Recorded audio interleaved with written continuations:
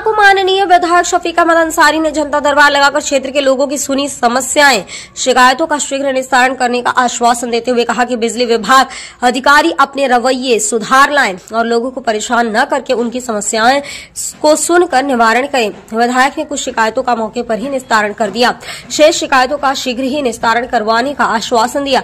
अलग अलग विभाग की शिकायतें मिलने पर विधायक ने कहा कि अधिकारी अपनी मनमानी कर रहे हैं, उसमें सुधार लाएं। अगर उनकी जनता को परेशान किया गया तो उनके विरुद्ध कार्रवाई कराई जाएगी। अपनी मनमानी से बाज नहीं आए तो स्वयं मुख्यमंत्री जी से मिलकर उनकी शिकायत करूंगा और उनके खिलाफ कार्रवाई करवाऊंगा। मीडिया से बात करते हुए विधायक ने कहा कि मेरा क्षेत्र बहुत पिछड़ा हुआ है, मैंने विधानसभा में अपने क्षेत्र की समस्याओं को उठाया। जल्द ही मेरे क्षेत्र में चारों तरफ चौमुखी विकास होता नजर आएगा। मैंने अपनी विधानसभा के बहुत सारे प्रस्ताव पास करा दिए हैं, वे सब कार्य बहुत जल्द शुरू हो जाएंगे। विधायक ने आगे कहा है कि 144 करोड़ की लागत से रामपुर बाजपुर मार्ग का कार्य शुरू होने जा रहा है। कुछ ही दिनों में रामपुर बाजपुर मार्ग पर कार्य होता नजर आने लगेगा। इसके अलावा रोडवेज अड्डे और मंडी समिति का कार्य भी बहुत जल्द शुरू हो जाएगा। इस मौके पर नबी अहमद, सादिक, इशरत, राहुल, नवाब, सुहेल, पंकज सैनी, पवनदीप गोयल, फहीम आदि लोग मौजूद रहे। ऐसा है, कल हमने डीएम साहब को पत्र लिखा है, क्योंकि उसमें लगातार शिकायत आ रही हैं कि कुछ बिना नंबर की गाड़ी के और ओवरलोड गाड़ी चला रहे हैं, जो बहुत तेज चला रहे हैं, बहुत गति से तेज चला रहे हैं, जिससे बहुत दुर्घटनाएं हो रही हैं। और यहाँ पर कई एक्सीडेंट हो चुके हैं, जिसमें कई लोगों की जान जा चुकी है। तो हमने इस संबंध में जिलाधिकारी महोदय और माननीय मुख्यमंत्री जी और कमिश्नर साहब और सभी जितने अधिकारी हैं सबको हमने पत्र भेजे हैं कि इस पे जो है उचित कार्रवाई करें और जो जनहानि हो रही है उसको रोका जाए। खनन भी होना जरूरी है, वैध खनन होना भी जरूरी है, लेकिन किसी के जनहानि भी नहीं होना चाहिए। तो इसको देखते हुए हमने, चूंकि हमसे लोग काफी शिकायतें करते हैं, इन्हें बहुत तेजी गति से लाते हैं और बहुत ही गाड़ी ऐसी चल रही है जो बिल्कुल नेम प्लेट नहीं है उनकी, और बहुत ओवरलोड गाड़ी चल रही है।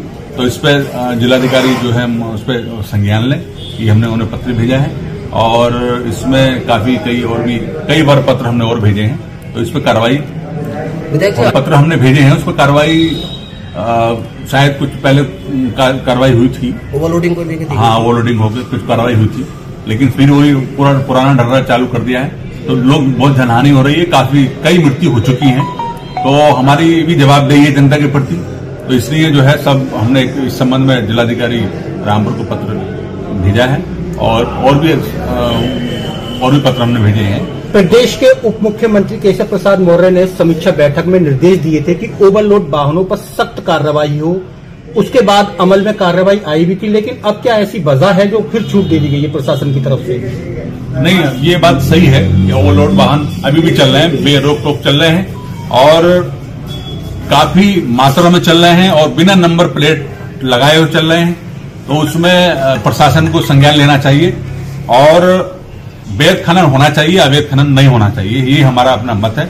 और हम लगातार इसको, अगर इस पर कार्रवाई नहीं हुई तो हम जो है माननीय मुख्यमंत्री से स्वयं ही मिलेंगे और भी जहां जहां मिल सकते हैं पूरी कार्रवाई कराएंगे, क्योंकि जनता के प्रति हमारी जवाबदेही है और हम उससे पीछे नहीं हटेंगे। ठीक है, ठीक है। देखिए, हमारी पार्टी अपना दल एस की राष्ट्रीय अध्यक्ष है, उनका पूरा हमारे लिए निर्देश है कि जो भी एनडीए जिस भी कैंडिडेट को पार्टी टिकट देगी उसको आप पूरी तरीके से तन मन से चुनाव लड़ाएं। और हमारे जितने भी अपना दल के एस के कार्यकर्ता हैं और हमारे भाजपा सहयोगी दल निसास पार्टी जितने भी सब लोग हैं, भाजपा कैंडिडेट चाहे टिकट मिलेगा तो उसको लड़ाएंगे, जो वर्तमान सांसद हमको टिकट मिला तो उनको लड़ाएंगे, जिसको भी पार्टी टिकट देगी उसको हम काम करेंगे, पूरी तन मन से चुनाव लड़ाएंगे।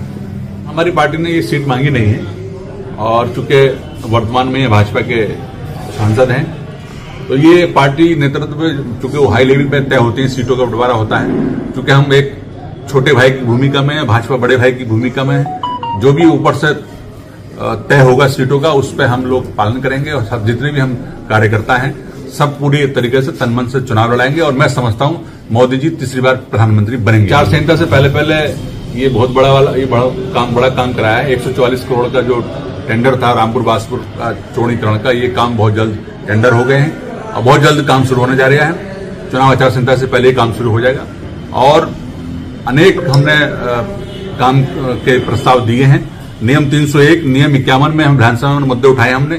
और एक दड़ियाल में जो शमशान स्थल है, क्योंकि वहां पर 90-100 गांव आते हैं, उसको अंत्येष्टि स्थल बहुत बढ़िया तरीके से बनवाना है। वो विधानसभा में हमारे अध्यक्ष जी ने एक्सेप्ट कर लिया है और उस पर कार्रवाई होगी। उसी के संबंध में अभी 2-3 दिन पहले मैंने एसडीएम साहब और हम पूरी टीम थी, यो साहब थे, सबको बुलाया था, वहां पेमाइश करा रहे हैं। तो वो 2.5 एकड़ का रकबा है, उसको पूर्ण तरीके से अपने कब्जे में लेकर के उसको अंत्येष्टि स्थल बनवाने का काम करेंगे। और इसके अलावा रोडवेज बस अड्डे की भी हमने मांग की है, वो सब एक्सेप्ट हो गए, उन पर पूरी तरीके से काम चल रहा है। मंडी समिति का भी हमने प्रस्ताव दिया है, उस पर भी कार्रवाई चुनाव बाद होगी। मैं समझता हूं कि काफी काम सुहार टांडा में होंगे। अच्छा, जो राजस्व, जितना राजस्व में है, जितनी जमीन है, तो वो जितने भी आएगी उसको बिल्कुल हटाया जाएगा। प्रशासन जो उसके जो नियमानुसार जितना जिसका रकबा है उसके हिसाब से वो अपना चौड़ीकरण कराएंगे और इससे बहुत बड़ा लाभ मिलेगा लोगों को। एक्सीडेंट जितने हो रहे हैं वो भी इससे समस्या का समाधान होगा। तो मैं समझता हूं कि ये बहुत बड़ा हमारे लिए माननीय योगी जी ने तोहफा दिया है और माननीय योगी जी और प्रधानमंत्री जी इसके बहुत बहुत बधाई के पात्र हैं और हम बहुत उनके आभारी हैं। कोई कठिन नहीं है। इस समय भाजपा मोदी जी की और योगी जी की लहर चल रही है। जिस कैंडिडेट को टिकट होगा वो बहुत वोटों से जीतेगा और तीसरी बार प्रधानमंत्री मोदी जी बनेंगे।